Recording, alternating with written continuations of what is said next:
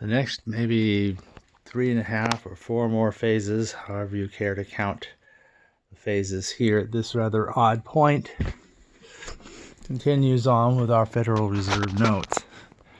We begin this with 1988, which actually, except for the new date and the new set of signatures, changes nothing. So they look as they always have, and always seems like, well, I don't always will, but at least will so far as I've seen. $5 in here. Let's see if I can get the name of this person, because once again it's an illegible scribble. It seems to be this sort of trend of signing things.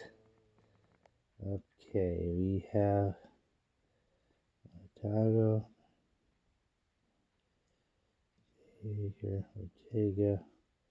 Brady. That's supposed to be Brady. Okay, so this is supposed to be Brady. I guess it is. Ortega at least can be read. There are no other ones for $10 and $20 for the original 1988. But for the $50, there is a 1988. Again, exactly the same ways as it was before. Is that?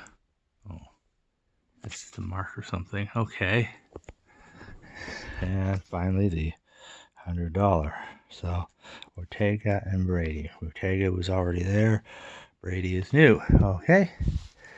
But then 1988A. Now, 1988A, for the $1, it actually comes in 2 varieties. This is the regular one, the same as before, only now it's Villalpando and Brady, and it's 88A. This hasn't much changed, but they were experimenting with something called a web press, which is a different technology. So it is also 1988A. But if you look, and it's also Villalpando and Brady. But if you look carefully, there are some little differences. So let's say, for example, on the front side, where this has this little B with a little number, this just has a little number all by itself.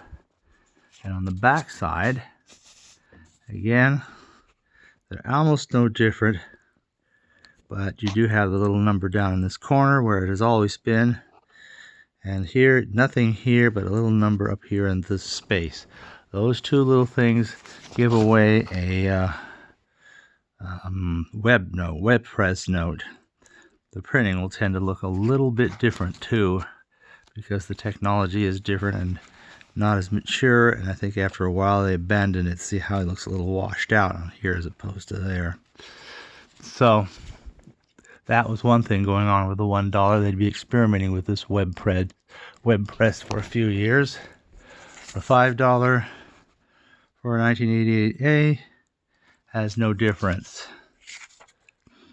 The $10 comes both at 1988A, 88A. Again, other than Villalpando and Brady, it's not different than before, except that within that phrase, that time of Villalpando and Brady, they're now moved to a 1990, which is kind of the same phase, but a different year. So we can call it a phase change or half of one. And there's another difference, which if you look closely, you can see that you can see there's an extra line all around the circle. Originally there was the 1, other than the bottom part where there's already 2. Here, there's not only the 2 at the bottom part, but another one most of the way around, other than the very top part. That outer line there is really microprinting. So that's one of the new security things created. There's also a band inside these. Yeah, anyway, another security band. We looked at that when we went through in the history of the small size currency. Now I'm tracing down how these things went down. So for 1990, the $20 exists. So let's get this 88A, 80, and 90. Now $20 also exists as both an 88A, same signatures, same way it has always been. And then while we're still Villalpando and Brady, we get a new 1990, wherein again they've added some security features. The microprinting, see 2 lines around the circle, 3 lines here. The outermost again is microprinting. There is that security band in it, but I'm not going to show that here because I already did that in another video where we talk about the details of how they looked at various stages here. So the $50 went straight from 1988, like the past, to 1990, introducing this microprinting and the see-through band and so forth.